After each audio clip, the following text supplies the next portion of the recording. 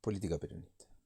Tengo acá los comentarios, así que si quieren preguntar. Ah, la Peña, sí, la Peña vamos a necesitar varias ambulancias del SAME porque son alumnos y alumnas complicadas. Se toma mucho gin tonic, mucho vodka, se cruzan muchas bebidas. Va a ser una peña compleja. La escuelita en un bar. Ah, esa está buena. Una clase en una cervecería, todos tomando birra y tirándose botellazos cuando se armen las discusiones. Me gusta esa. Me gusta el tema de los botellazos y sillazos. Bien. Así que la escuela haga un convenio. No, pará. ¿Qué convenio? Hay que bancar, hay que bancar. Un convenio con el SAME, claro. Y bueno, se van a tener que portar bien. Mal los del fondo. Los y las del fondo. Son complejos. Bueno, vamos a arrancar. Política peronista. ¿Sí? Tenemos nuestras definiciones. Por eso, Juancito quiere ir al Congreso. Juan, ¿qué querés? ¿Matar gente? Bueno, vamos a arrancar, che. Ya está. Pasaron los 7 minutos de gracia. Vamos a arrancar. Que esto no viene para largo, pero es medio denso. Política peronista. Y arrancamos así. ¿Qué es la política según nuestra definición de política? No vamos a entrar en profundidades teóricas, pero tenemos nuestras propias definiciones. La política es fundamentalmente acción, ejecución.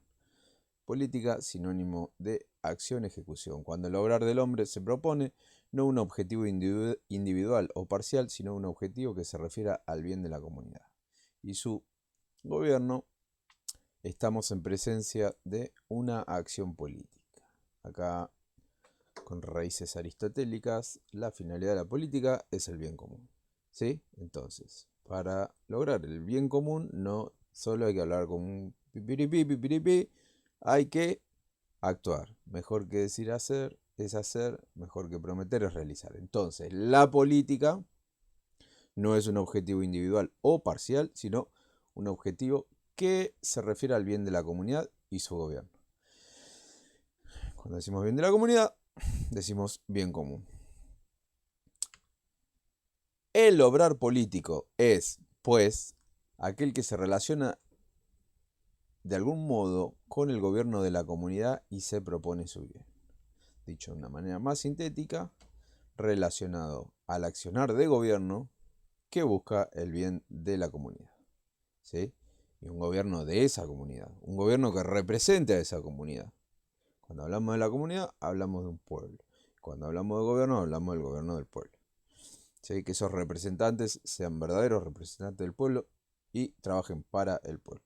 Ahí tenemos que tirar todas las verdades peronistas, ¿sí? Y traerlas. Bueno, acá vamos a entrar en ciertos temas. Yo acá tengo el de conducción. No sé dónde me han quedado la de las 20.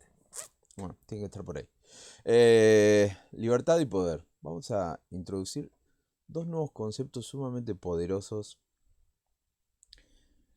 relacionados. Bueno, ahora tenemos los liberales ahí que nos hinchan las guindas. Y hay veces que he escuchado en muchas discusiones el tema del poder, el poder, el poder. Hablan del poder real, del... ¿Qué es el poder para nosotros los peronistas? ¿Qué es la libertad para nosotros peronistas? Entonces vamos a tirar un par de definiciones. El poder, que es la potestad mediante la cual obligamos a otra voluntad a sujetarse a nuestros designios. Acá ya involucra el poder una relación entre individuos, ¿sí? Entre dos personas, ya es una cuestión social. El poder como la posibilidad de accionar sobre la voluntad de otra persona. Acá que se nos viene a la cabeza, dos caminos, o le damos un palazo en la cabeza a la otra persona para que haga lo que nosotros decimos, o intentamos convencer a la otra persona para que se sujete a nuestros designios. ¿Sí? ¿Qué se les viene a la cabeza? El tema de, de obligar, de mandar, y desde la otra esquina el tema del persuadir. ¿Sí? Entonces, conducir no es obligar, no es mandar, es persuadir. Ahí hay una relación de poder. Estamos metiendo un concepto sumamente filosóficamente profundo, ¿sí? El tema, cuando Perón habla de la persuasión, está hablando esto, de la relación entre personas, ¿sí? En el cual nuestra voluntad convence a la otra voluntad que siga nuestros designios y se hace como una voluntad común, ¿sí? La libertad, que es la facultad de elegir por nosotros mismos el camino a seguir en cada circunstancia concreta. En cada circunstancia concreta. Entonces es una acción permanente. El tema de la libertad tenemos que ir analizando. Entonces vamos a unir esto, Talí, como andás acá el tema del poder con el tema de la libertad. ¿Sí? Si nosotros imponemos nuestros designios a la otra persona, si imponemos nuestro pensamiento a otra persona, a otra voluntad, ¿qué le estamos haciendo? Si se lo imponemos, le estamos limitando su libertad. ¿Sí? Ahora, si la convencemos y que la otra persona comprenda, tome conciencia del camino a seguir y tiene esa libertad de elección, ahí está la verdadera esencia de la persuasión. En que la otra persona tiene la libertad de elegir si lo que nosotros decimos hacia dónde vamos o hacia dónde queremos ir, la otra persona lo acepta libremente. Ahí, cuando la otra persona acepta libremente, viene el tema de la autoridad, ¿sí? El tema del conductor, el tema de la jerarquía. Pero todo esto es una cuestión voluntaria, por eso nosotros siempre decimos que los conductores no se imponen, que cada uno va llegando a esa situación de autoridad por los actos mismos, convenciendo a los demás. Bueno, entonces tenemos poder y tenemos libertad. Si tenemos libertad, tenemos responsabilidad. Si nosotros estamos eligiendo hacia dónde vamos o, o aceptando los designios que dice nuestro conductor o conductora, ahí también nosotros estamos asumiendo la responsabilidad de tomar ese camino o tomar esa postura, ¿sí? Entonces, nuestra disciplina es de fondo, es de persuasión, de fondo, de puro convencimiento.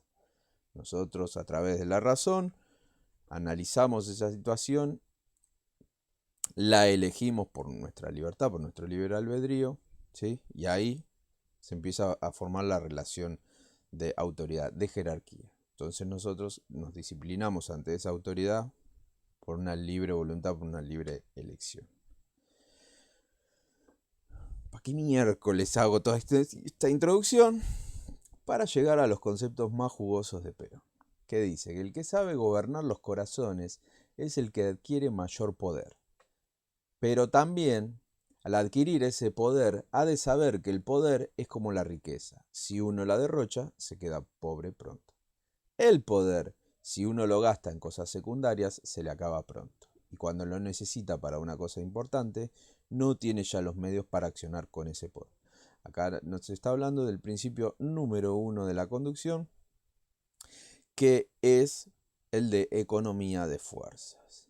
¿Sí? Si nosotros tenemos la capacidad de conducir a un grupo de personas o a un pueblo, no podemos estar utilizando para hacer pelotudeces, ¿sí? Porque se derrocha ese poder. Entonces, cuando realmente necesitas el accionar de ese grupo o de ese pueblo, ya el poder está agotado, porque se cansa la gente, nos cansamos. Es como los cacerolos. Los cacerolos están caceroleando por cualquier... Pasa un pajarito, cacerolea. Eh, no sé, el gobierno toma una decisión, eh, el presidente se compra un gato, cacerolean. No sé, el ministro de Economía vende el auto, cacerolean. Cada decisión de gobierno cacerolean. El día que tengan que hacer realmente una movilización, ya la gente va a tener las guindas por el suelo. ¿Qué es lo que pasó con los cacerolazos del 2001-2002? Era una masa inorgánica que estaba todo el día caceroleando hasta que la gente en un momento se recontrarrepudrió. ¿Sí? Entonces, no hay que derrochar ese poder. Y si uno analiza el tema de estos animales de Cambiemos, están derrochando el poder. Pues tienen poder, che, mínimo. Son representan un mínimo porcentaje de la población. Si uno ve las fotos, la cantidad de gente que va a los cacerolazos son mínimos. Pero bueno, hacen un buen ruido, lo amplifican bastante, pero no podés andar caceroleando cada paso que da un gobierno. Ahí están rompiendo el primer principio de la conducción, que es el tema de la economía de fuerzas. Por eso, pensemos en el pasado, cuando la CGT moviliza o cuando hacíamos un paro general, se pudría todo y se frenaba todo el país. Todo el país, y ahí se ejercía una presión muy fuerte. Ahí está el poder. Eso es el poder. En el momento justo e indicado para obtener un objetivo concreto. Entonces, volviendo al tema de la disciplina, de la jerarquía, de la autoridad, una disciplina de corazón es aquella que, presuponiendo la participación de la inteligencia y la voluntad libre, la elección libre de los que cumplen sus normas, la supera porque les agrega toda una carga afectiva que la hace más humana, más natural y por ende más permanente. Y acá entramos en el tema de humanizar la política. Por eso hincho la guinda. Todos los santas clases para el tema de humanizar la política. Cuando hablamos de humanizar la política es humanizar todos los conceptos de la política. Cuando decimos política, cuando decimos poder, cuando decimos libertad, no hacerlo una abstracción, no hacerlo algo sumamente científico, frío, un análisis racional, sin sentimientos, sin pensar que del otro lado hay una persona. Entonces, al decir que el tema de la disciplina no solo es de la razón, sino que hay un proceso racional en el cual uno analiza qué carajo va a hacer, tiene la libertad de elegir ese camino, pero a la vez hay una carga afectiva, ¿sí? Porque uno tiene confianza, uno tiene esperanza, uno tiene fe en esa idea a la cual va, va a militar, a la cual esa idea se le hace un ideal, que uno la ama esa idea y por eso lucha por esa idea y por eso puede dejar la vida por esa idea. Por eso Evita murió por la idea, por la lucha, por el pueblo, que esa idea estaba profundamente relacionada con el pueblo.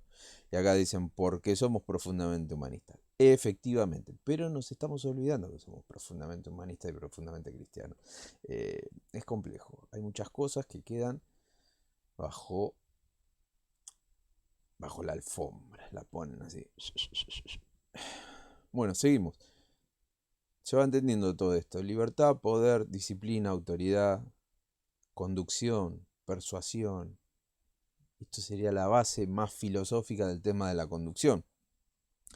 Por eso cuando hablamos de organización y de hacer una agrupación, tienen que estar estos elementos dando vuelta. No tan solo por hacer una agrupación por hacerla. Tiene que tener todos los condimentos de la conducción y de la organización peronista. Entonces, en la disciplina política nadie está obligado a realizar lo que su conciencia no le obliga. En la disciplina política peronista, de concepción peronista, ¿no? En la disciplina política de otras concepciones funciona como un ejército. Hacé lo que te digo o te recago a tiro o quedás desplazado de la organización o te anulamos o te mandamos a un gulag, a un campo de concentración, etcétera, por traidor. Nosotros nunca hacemos eso. La disciplina política en el peronismo, nadie está obligado a realizar lo que su conciencia no le obliga. Y acá que entra un tema importante, pónganse a pensar, si nosotros analizamos lo que vamos a realizar, en ese análisis le metemos valoraciones, ¿sí? Emitimos un juicio de ese acto que vamos a hacer. Entonces entra una cuestión moral, una cuestión de la inteligencia moral, ¿sí? Entonces acá anulamos, que dicen el peronismo maquiavelismo, acá anulamos la cuestión de que el fin justifica los medios. No, el fin no justifica los medios en nuestra concepción del accionar político. Por eso tenemos que entrar a la capacitación moral, ¿sí? El obrar político es racional y por ello es meditado. Va de nuevo. El obrar político es racional y por ello es meditado. La inteligencia es un valor político no menos importante que la voluntad. El político es hombre de acción, sí, pero de acción profundamente reflexiva. Profundamente reflexiva. Tenemos que pensar cuando accionamos. Es necesario que el dirigente se capacite, dice Perón. Sobre todo que se capacite moralmente, es decir, que tenga los lineamientos de una ética sin la cual la política resulta un oficio oscuro e intrascendente, muchas veces perjudicial. Va de nuevo, es necesario que el dirigente se capacite, sobre todo que se capacite moralmente, es decir, que tenga los lineamientos de una ética sin la cual la política resulta un oficio oscuro e intrascendente, muchas veces perjudicial. ¿Dónde están los lineamientos éticos? Básico, en las 20 verdades. Ahí están nuestros lineamientos éticos. Ahí está toda la raíz ética, todos los nortes que tenemos en cuanto a los modos de accionar, a los principios de la acción. Después, ¿cómo vamos a accionar? Ahí entra la acción profundamente reflexiva. Es nuestra responsabilidad. La doctrina no nos dice qué hacer, el modelo no nos dice qué hacer, nos dice hacia dónde ir y cuáles son los principios, o sea, el inicio de donde arrancamos. Ahora el camino y cómo llegar a esos fines es una responsabilidad nuestra. Por eso es tan importante la capacitación moral. ¿Sí? Pues si vamos a elegir un camino que rompe contra nuestros principios, estamos cagados, estamos deshaciendo.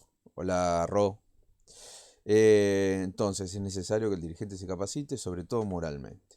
En nuestra escuela política es en el fondo una escuela filosófica que da una doctrina, que da los principios éticos y morales, que da las virtudes de los hombres. ¿Sí? Ofrece. ¿Qué busca? ¿Qué busca esta escuela filosófica? Que seamos virtuosos. Que a la hora de accionar accionemos bien. Que evitemos el mal y obtengamos el bien. Y eso es lo que busca. No es muy difícil. No es muy difícil. ¿Y cuál es el objetivo de máxima? El bien común. El accionar político, el objetivo de máxima es el bien común.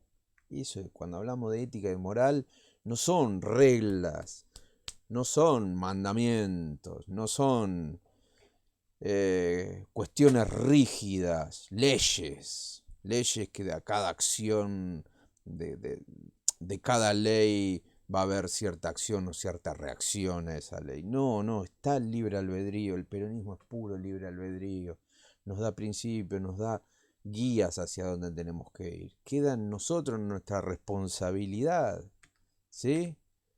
En nuestra responsabilidad. Por eso en la disciplina política nadie está obligado a realizar lo que su conciencia no le obliga. Ahí está el libre albedrío. ¿Sí? De acción profundamente reflexiva es el obrar político. Eso apunta, no es una moralina decir no hagan esto, no hagan el otro. No, cada uno va a saber lo que tiene que hacer, a través de sus actos. Ahí está el empirismo peronista. La escuela superior peronista, aquella escuela que existía en el primer y segundo gobierno de Perón, no da solo conocimientos, sino también principios morales y virtudes para nuestros dirigentes, porque de poco valdrían dirigentes muy capacitados si fueran unos sinvergüenza. Esto lo dijo Juan Domingo Perón en 1952. Es una verdad profunda y de acá hasta la eternidad. ¿Para qué mierda van a ser? Son cuadros técnicos y son una sarta de sinvergüenza, ¿sí? Para que saben conducción política si lo utilizan para fines individuales o de grupo. No sirve. No sirve. Sin esos principios morales, sin esos lineamientos éticos, es al pedo hacer política. Porque nos estamos apartando de esa búsqueda del bien común, del bien de la comunidad. Entonces, la política no es para nosotros un fin, sino solo el medio para el bien de la patria. Ya en conceptos mucho más políticos. o científico, la política no es para nosotros un fin, sino solo el medio para el bien de la patria. Esta es una de las verdades peronistas. Fíjense cómo son las verdades, ¿no? Son principios, nos da un lineamiento. Usted dice, flaco, no utilices la política como un medio, no la utilices. Perdón, no la utilices la política como un fin. La política como para seguir haciendo política, para ganar el poder, para quedarse en el poder, para estar 3000 años en el poder, para atornillarse en el poder, y así, tra. Eso es partidocracia, pura partidocracia. Cuando hablan de partidocracia es todo lo contrario a esta frase. Relacionado partido, parte, un pedazo, un cachito de la política, ¿sí? Que trabaja para el bien de ese pedazo, de esa parte, de ese partido, y lucha, y su fin es elección tras elección, tras elección, tras elección, y quedarse en el poder por el bien de ese coso. ¿Se comprende? Todo lo contrario a esto es pura partidocracia.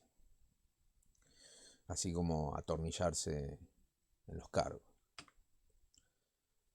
Acá, ya visto el tema de la libertad, del poder y de la acción, vamos a pasar a la filosofía de la acción peronista.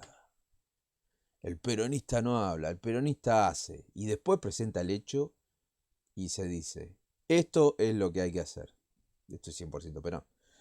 Por eso, es un movimiento práctico, empírico, porque predica con el ejemplo, que es el mejor de todas las prédicas. De allí el pragmatismo del peronismo. Acá dicen, sí, acá hablan de voluntad de vida, el fin de la felicidad del pueblo, la realización de la comunidad, efectivamente. Sí, el peronismo más que sí, la voluntad de vida relacionado a la voluntad de ser. Bueno, acá ya nos metemos en un tema demasiado profundo, demasiado filosófico, pero lo que busca el peronismo, que cada individuo, cada ser, cada individuo, cada persona peronista sea, se transforme en esa persona humana, tenga esa identidad, sea y que tenga esa voluntad de ser. Primero de ser persona, de tener esa conciencia individual, para después proyectarla a una conciencia social. Y ahí está el accionar político. Si no tenemos una personalidad, si no tenemos carácter, si no somos, vamos a fracasar en la política, por más que tengamos buenas intenciones. Perón decía que el camino al infierno está empedrado de buenas intenciones. ¿Sí? Entonces, el peronista hace y después presenta el hecho. Perón hizo la revolución y después presentó la doctrina, presentó la constitución, presentó la teoría, hizo la escuela. Todo después de hacer toda la revolución en la Argentina. Entonces, es un movimiento práctico. Práctico, ahí, hechos, la acción. Y empírico. Nosotros vemos, la sabiduría no está en nuestra cabeza, la sabiduría nosotros la obtenemos de los hechos, de las realidades, porque la verdad muta, cambia, ¿sí? Va cambiando. Entonces esto no es algo científico de causa y efecto. Nosotros tenemos que ir, tenemos que analizar esa realidad que está ahí afuera y de ahí obtenemos eh, el conocimiento y la sabiduría. Tenemos los principios que nos guían, pero sin la acción no sirve para nada. Somos revolucionarios de escritorio, de cafecito, así, piquito. Vamos, la obra de arte no está en concebir ni en escribir un plan. La obra está en realizarlo. La acción está por sobre la concepción. ¿Vieron cuando dicen, pero el voto femenino lo venían peleando hace... pero la jubilación la hizo Palacio en el año 22. Pero esto lo hizo la... Sí, pero estaban todas las leyes que nadie las llevó a la realidad. ¿Sí? ¿Se entiende? Se piensa que el que creó la ley de jubilaciones era un capo. No, capo es el que lleva a la realidad la ley de jubilaciones. Por lo menos en nuestro ideario. La acción está por sobre la concepción. El que hace. Porque si no, yo les digo que soy el mejor pintor del mundo y les empiezo a contar todos los proyectos que tengo en mente. Y ustedes dicen, este flaco es un artista. Sí, pero andá y pintá. Bestia. Andá y haz el cuadro. Da Vinci, todos los grandes pintores, no se hicieron grosos no sé, porque enseñaban técnica o decían lo que iban a hacer. No, se hicieron grosos por hacerlo. por hacer estatuas, pintura. Entonces, la acción está por sobre la concepción. Indudablemente, establecer un objetivo y fijar un plan no es una obra de arte, sino es un proceso de comprensión. Hemos fijado este objetivo y hemos trazado un plan. La obra de arte consistirá en realizarlo, porque la realidad y la realización están siempre por sobre la concepción y la planificación. Y sí, esto es de que uno no se puede adecuar tanto a los planes porque la realidad es muy cambiante. ¿Sí? La realidad es muy cambiante, hay muchas cosas, muchos imponderables que nosotros tenemos que ir esquivando esos problemas. Si somos muy idealistas, extremadamente idealistas, que queremos llevar el plan a la perfección en la realidad, y bueno, lo podemos hacer, pero a punta de fusil, y con tanques y con bombas, ¿sí? Y con coerción, con obligar a las personas de que actúen de tal o cual manera. Esa es la única manera de llevar una idea 100% a la realidad. Lo nuestro es al revés. Nosotros adaptamos nuestras ideas a la realidad de los hechos. Entonces, mejor que decir es hacer. Mejor que prometer es realizar. Porque al pueblo se llega con hechos. Y en esos hechos está la verdad. Y el pueblo no es pelotudo. El pueblo no se equivoca. Nosotros no debemos no debemos ser influenciados en nuestras decisiones fundamentales por meros hechos políticos circunstanciales. Ahora le dicen coyuntura. Desde que solo deben interesarnos aquellos que realmente tengan trascendencia y sean permanentes y dominantes. ¿Sí? Tengan trascendencia y sean permanentes y dominantes. Acá nos está diciendo que salgamos de la coyuntura. La coyuntura nos mata. La coyuntura es completamente intrascendente. Intrascendente. Por eso nos dio las 3 banderas, por eso nos dio objetivos de máxima. Son objetivos de trascendencia total. Si no, la revolución peronista no hubiese trascendido. Ya lleva 80 años y seguimos hablando de la revolución peronista. ¿Se entiende? Trascendencia, no pelotudeces circunstanciales. No coyuntura. Basta de coyuntura. Dejen de hablar de coyuntura. Todas las charlas que estuve viendo en los últimos meses, todo coyuntura. Basta la coyuntura.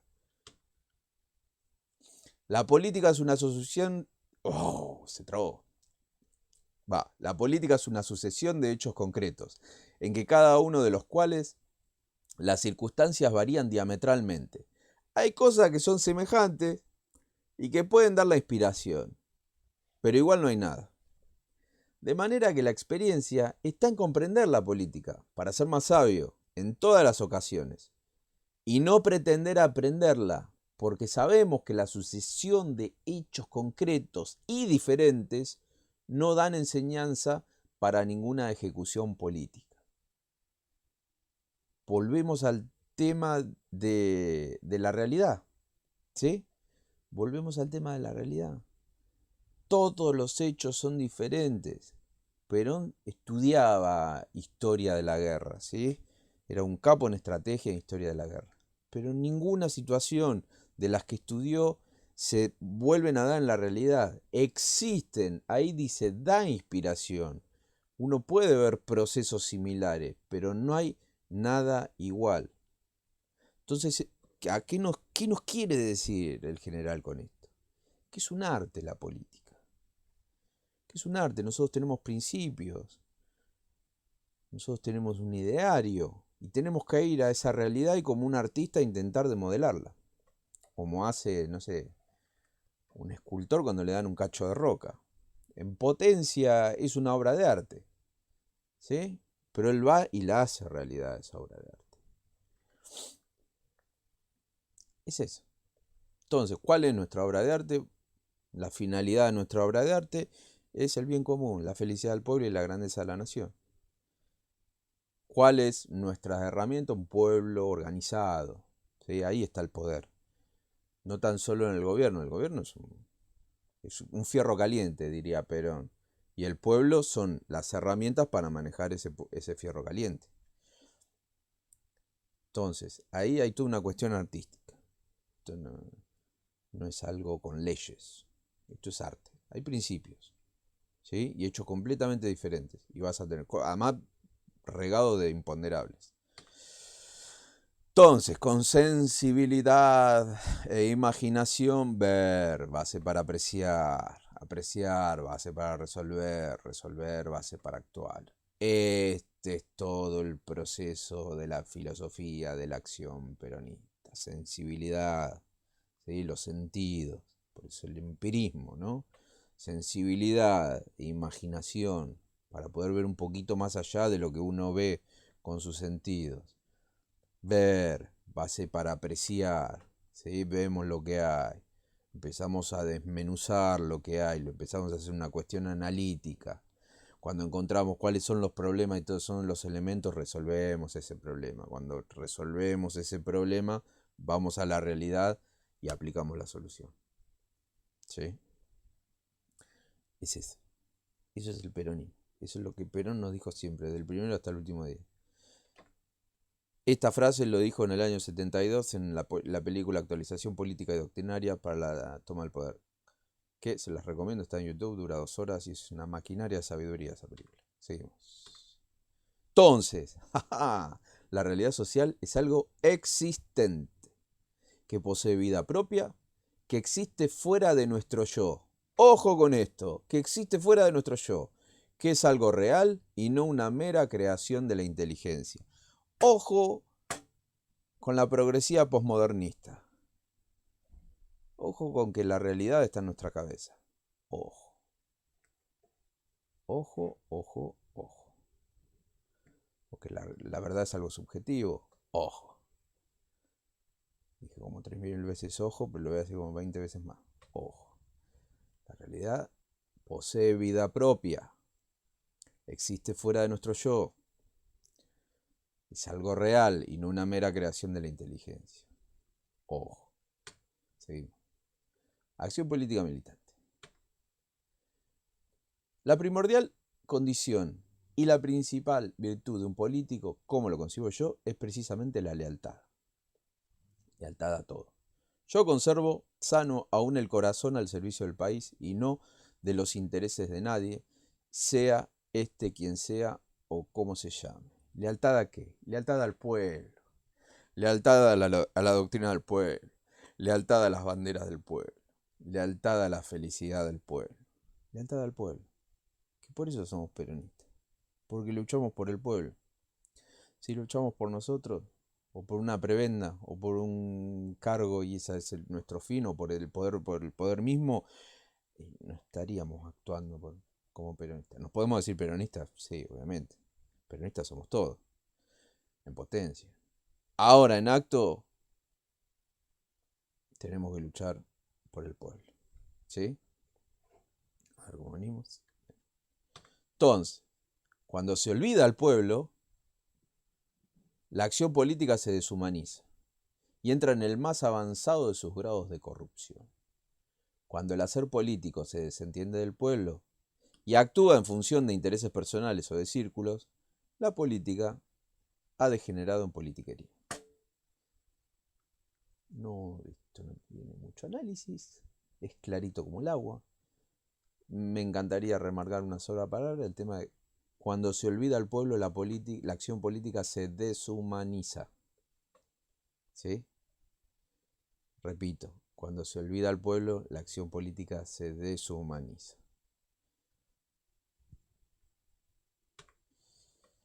Principios de la militancia, que esto Perón lo vende como principio de la conducción, pero yo lo modifiqué y lo puse como principio de la militancia porque también corresponde. No tan solo los cuadros, los conductores, los organizadores, sino hasta el propio militante, que es conductor de sí mismo. ¿Sí? Porque hasta el último del movimiento nacional es conductor de sí mismo. No queda la conducción solamente en algunos personajes, en algunos dirigentes. No, no, no. Hasta el último en esta lucha es conductor de sí mismo. Entonces, si todos somos conductores y conductoras del primero hasta el último, la principio de la militancia dice que la lucha no es personal. Ahí tenemos que eliminar nuestro egoísmo. Es la única manera para organizarse. Dejar de lado el egoísmo y hacer un planteo solidario. Trabajar para los demás. Comprensión integral de la política, que eso ya lo habíamos hablado. La política se comprende, no se aprende. Sensibilidad e imaginación, ver base para apreciar, apreciar base para resolver, resolver base para actuar.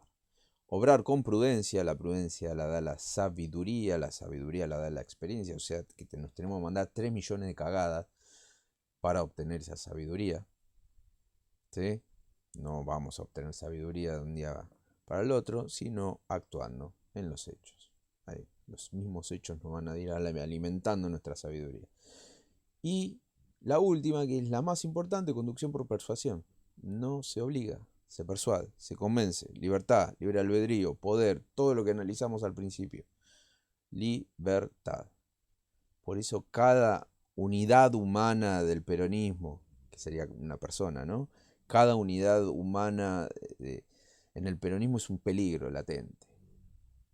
Hasta ya con que haya un peronista es un peligro en cualquier lado.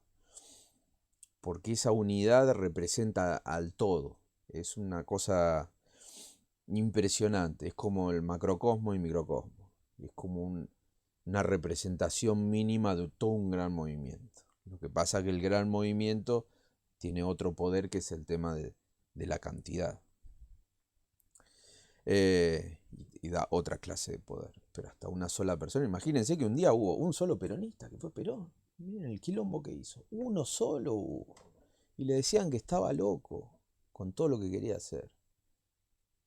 Él ya sabía la revolución que quería hacer. Pero un día hubo un solo peronista. Después hubo 2, 3, 4, 5.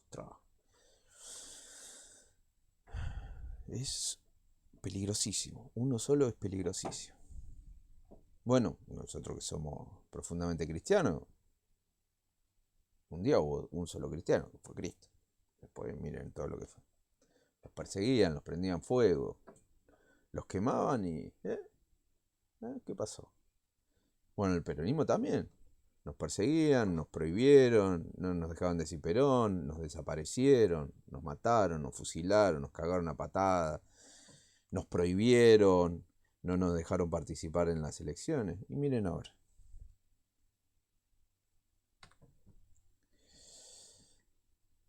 Y ya para ir redondeando el final, la salvación de las revoluciones está precisamente en que ese relevo se realice a tiempo y en que el relevo juvenil traiga los nuevos valores que den la superación que las circunstancias imponen.